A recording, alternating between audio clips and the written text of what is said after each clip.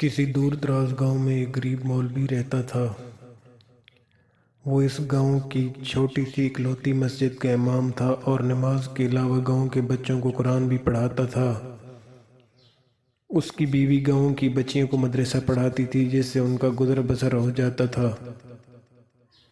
ان کی ایک ہی بیٹی تھی جو کہ بہت خوبصورت تھی۔ اس کی خوبصورتی کے چرچے دور دور تک پھیلے ہوئے تھے اور یہی بات گاؤں کے چودھری صاحب کے بیٹے تک بھی پہنچ گئی۔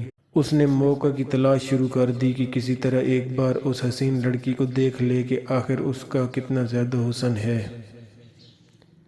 ایک دن وہ مولوی صاحب کے گھر چلا گیا کہ کچھ نیاز وغیرہ دینے کے بہانے مولوی کی بیٹی کا دیدار ہو جائے گا، اور وہ اس طرح اپنے مقصد میں کامیاب ہو گیا۔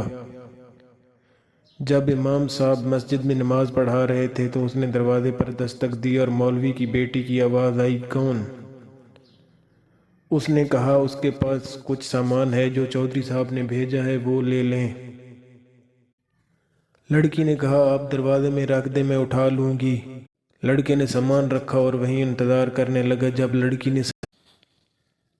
جب لڑکی نے سمجھا کہ سامان رکھنے والا چلا گیا ہے تو اس نے سامان اٹھانے کے لیے دروازہ کھولا تو اس لڑکے نے لڑکی کو دیکھ لیا اور دیکھتے ہی اس پر عاشق ہو گیا اور وہیں اپنا دل دے بیٹھا۔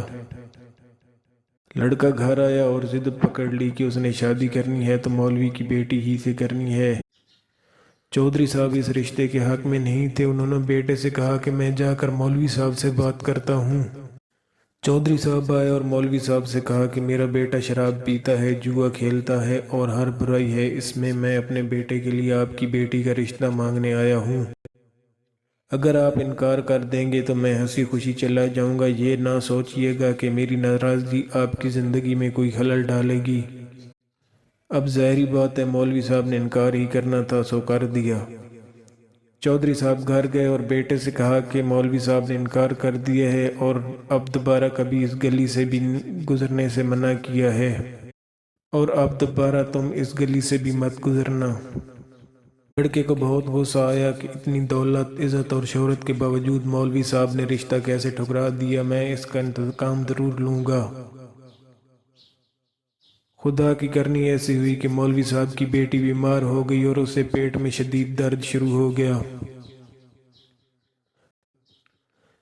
پہلے تو وہ گھریلو ٹوٹکوں سے علاج کرتے رہے، لیکن جب بیٹی کا پیٹ پھولنے لگا تو وہ گاؤں کی موجود واحد دائی کے پاس چلے گئے۔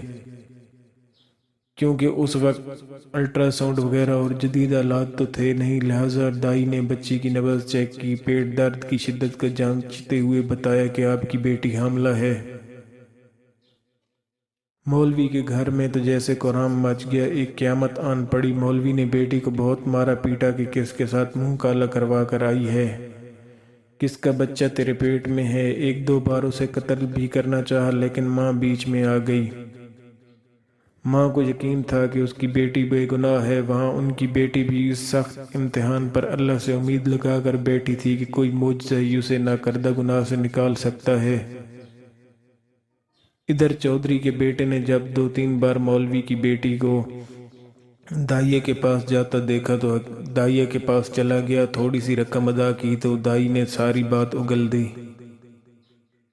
چودھری کا بیٹا واپس آیا اور گاؤں کے میراثی کو کچھ رقم دے کر سارے گاؤں میں اعلان کروا دیا کہ مولوی کی بیٹی بغیر نکاح کے حاملہ ہو گئی ہے۔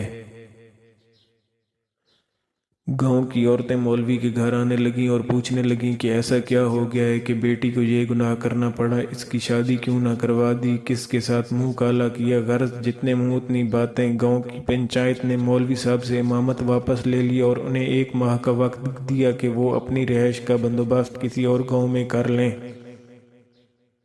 گاؤں والوں نے بھی اپنی بچیوں بیوی کے پاس بھیجنا چھوڑ دیا اور ہر طرف سے مولوی صاحب پریشانیوں میں گھر چکے تھے۔ انہیں کوئی راستہ دکھائی نہیں دے رہا تھا۔ ایک دن وہ پریشانی کے عالم میں بیٹھے تھے کہ دروازے پر دستک ہوئی۔ جا کر دروازہ کھولا تو سامنے ایک خوبرو نوجوان کھڑا تھا۔ اندر آنے کی اجازت طلب کی تو مولوی صاحب پریشانی کے عالم میں سوچنے لگے۔ لڑکا سمجھ گیا اور اپنا تعارف کروایا کہ میں آپ کا شاگرد، بچپن میں آپ سے قرآن پڑھا ہوں اور میں فلاں شخص کا بیٹا ہوں، برابر والے گاؤں سے آیا ہوں۔ مولوی صاحب نے پہچان لیا اور اسے اندر لے آئے اور اس نے اپنے آنے کا مقصد بتاتے ہوئے کہا کہ اسے معلوم ہوا ہے کہ آپ کی بیٹی کے ساتھ کیا ماجرا پیش آیا ہے۔ مزید بتایا کہ وہ شہر سے حکمت کا کورس مکمل کر کے آیا ہے اور گاؤں میں حکمت خانہ بنانے کا ارادہ رکھتا ہے، لیکن آتے ہی اس بات کا علم ہوا تو اسے یقین نہیں آیا کہ یہ واقعہ سچ ہے اور وہ اس کا راز معلوم کرنے پہنچ گیا ہے۔ اب مولوی صاحب کو بھی کچھ امید سی نظر آنے لگی۔ اس لڑکے نے مولوی صاحب کی بیٹی کی نبض دیکھی اور کچھ تفصیلات پوچھیں اور پھر کچھ سوچتے ہوئے مولوی صاحب سے ایک بکرے اور ایک کتے کا بندوبست کرنے کو کہا، جبکہ لڑکی کو دن کا کھانا کھانے سے منع کیا اور بھوکا رہنے کو کہا۔ اس کی بات پر عمل کرنا پڑا مولوی صاحب، اور کرتے بھی کیا، ڈوبتے کو تنکا کا سہارا۔ رات تک سارا بندوبست کر دیا۔ لڑکے یعنی حکیم نے گاؤں کی کچھ معزز عورتوں کو بھی بلوا لیا اور ان سے بکرے کا گوشت پکانے کو کہا۔ جب گوشت پک چکا تو اس لڑکے نے لڑکی سے کہا کہ پیٹ بھر کر گوشت کھائے۔ لڑکی بھی صبح سے بھوکی تھی، جی بھر کر گوشت کھایا۔ جب لڑکی نے گوشت کھا لیا تو اس وقت تک محلے کے کچھ مزید لوگ بھی مولوی کے گھر باہر جمع ہونے لگے۔ لڑکے نے مولوی صاحب کی بیٹی کو بلوایا اور دوسرے کمرے میں لے گیا جہاں اس نے پہلے سے کتا ذبح کر رکھا تھا۔ اس لڑکی کو بتایا کہ جو گوشت اس نے کھایا ہے وہ اس کتے کا گوشت تھا۔ پھر دیکھتے ہی دیکھتے لڑکی نے الٹیاں شروع کر دیں، جو کچھ کھایا تھا سب باہر آنے لگا۔ کچھ ہی دیر میں اس کے پیٹ سے الٹی کے ذریعے ایک مینڈک بھی باہر نکل آیا، جسے سب محلے والوں نے اپنی آنکھوں سے دیکھا۔ جیسے ہی مینڈک باہر نکلا لڑکی کو کچھ سکون سا محسوس ہونے لگا اور وہ لڑکا کہنے لگا کہ اس لڑکی نے کسی ندی یا دریا کا پانی پیا تھا۔